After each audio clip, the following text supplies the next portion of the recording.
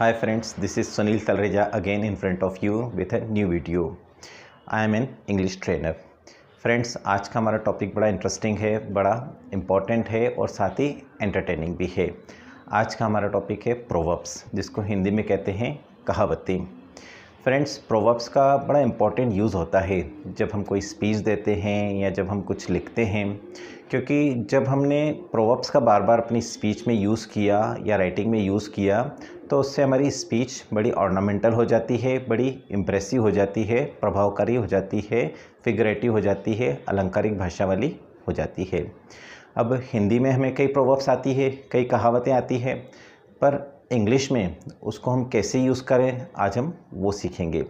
क्योंकि हिंदी और इंग्लिश दो अलग अलग भाषाएं हैं, तो हिंदी में कुछ अलग बात होती है एक ही प्रोवर्ब के लिए और इंग्लिश में कुछ अलग बात हो सकती है, पर दोनों का मीनिंग सेम है। जैसे एक उदाहरण से हम समझें, हिंदी में आपने एक कहावत सुनी होगी, जिसकी लाठी उसी की भैंस। ये बड़ी कॉमन सी प्रोवर्ब हम सुनते हैं। अब इंग्लिश में इसके लिए बोलते हैं माइट इज़ राइट। हिंदी में पहले हम इसको समझें कि इसका मतलब क्या हुआ। जिसकी लाठी उसी की भैंस, मतलब जिसके पास लाठी होगी, जिसका पावर होगा, जिसका वर्चस्व होगा, उसी का अधिकार होगा, वही आदमी सही होगा। तो इंग्लिश में इसको कहते हैं माइट इज़ राइट। अब माइट का मतलब है ताकत, माइटी ताकतवर होता है। माइट का मतलब है ताकत, माइट इज़ राइट, यानी जिसके पास माइट यानी ताकत है वही राइट है, वही सही है, यहाँ उसी का ही राइट मतलब अधिकार है। एक प्रोवर्ब और देखते हैं, अ फिगर अमंग साइफर्स।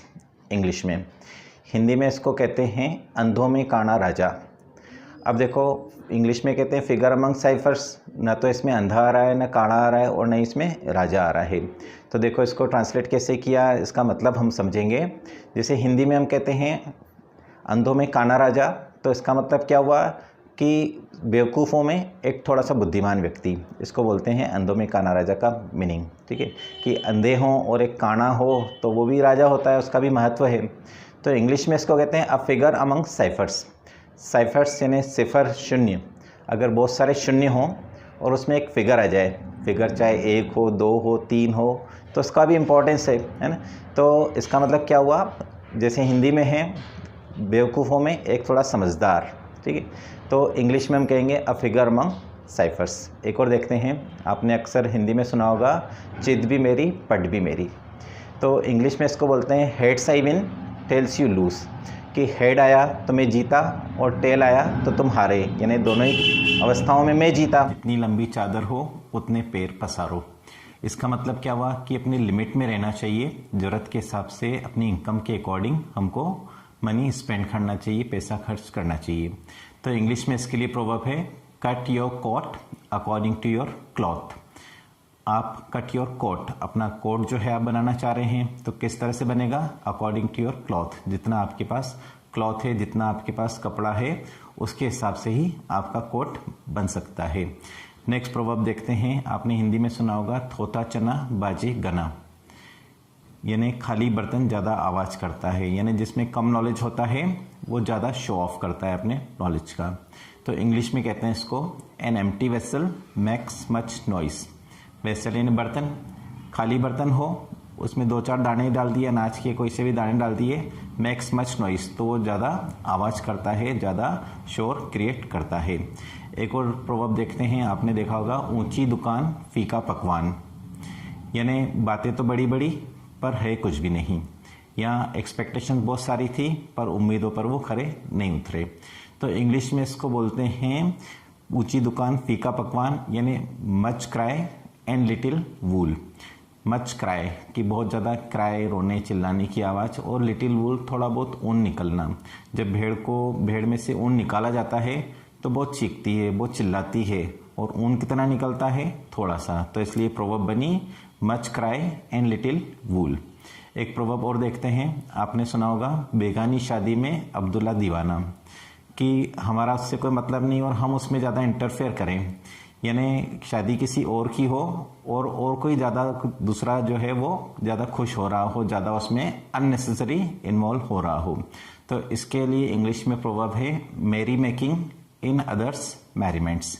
यहाँ मेरी कोई शादी वाला नहीं है, मेरी MERRY होता है, मेरी। मेरी मतलब खुश होता है, जैसे हम बोलते हैं हैप्पी क्रिसमस, मेरी क्रिसमस, है ना। तो मेरी का मतलब खुश होता है। तो मेरी मेकिंग यानी खुशियाँ मनाना, इन अदर्स मेरीमेंट्स दूसरों की खुशियों में, जहाँ जरूरत नहीं हो अननेसेसरी खुशियाँ मनाना। एक और कहावत देखते हैं, आपने सुना होगा, बच्चा ईश्वर का रूप होता है। तो अंग्रेजी में इसके लिए जो कहावत है वो वर्ड फॉर वर्ड नहीं है, हमें ऐसा लगेगा कि ये क्या इसका मीनिंग हुआ।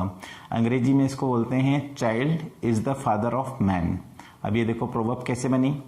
फादर का इंग्लिश में मतलब गॉड भी होता है, तो child is the God of man. अगर इसको हम इस तरह से करके समझें तो समझ में आएगा कि ये प्रोवर्ब किस तरह से होती है कि बच्चा ईश्वर का रूप होता है, means God can be seen in a child.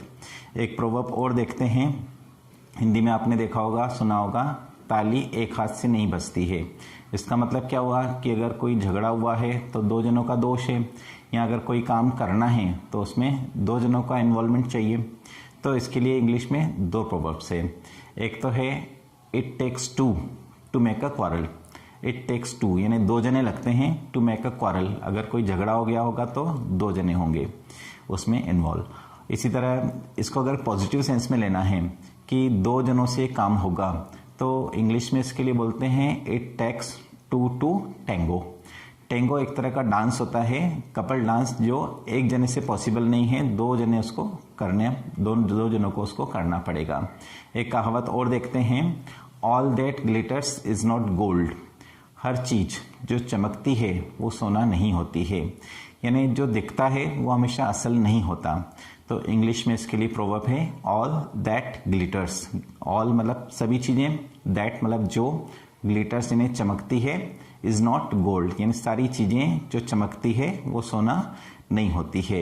एक कहावत और है, प्रत्यक्ष को प्रमाण क्या। प्रत्यक्ष यानी सामने दिख रहा है तो उसको प्रमाण क्या, उसके लिए प्रूफ की क्या जरूरत है। तो इंग्लिश में बोलते हैं सीइंग इज बिलीविंग, यानी देखना ही विश्वास करना है, प्रत्यक्ष को प्रमाण क्या।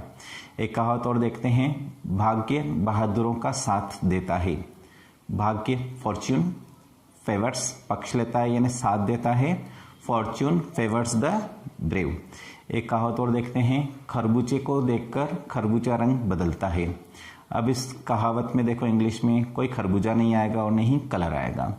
खरबूजे को देखकर खरबूजा रंग बदलता है मतलब संगत का बहुत फर्क पड़ता है। तो इसके लिए इंग्लिश में बोलते हैं सोसाइटी माउल्ड्स मैन। माउल्ड्स मतलब बदलना, कि सोसाइटी यानी संघ जो है वो इंसान को बदल देता है। तो फ्रेंड्स, आज का हमारा ये वीडियो रहा प्रोवर्ब्स के ऊपर। अगला हम वीडियो बनाएंगे इडियम्स यानी मुहावरों के ऊपर। Till then, good bye.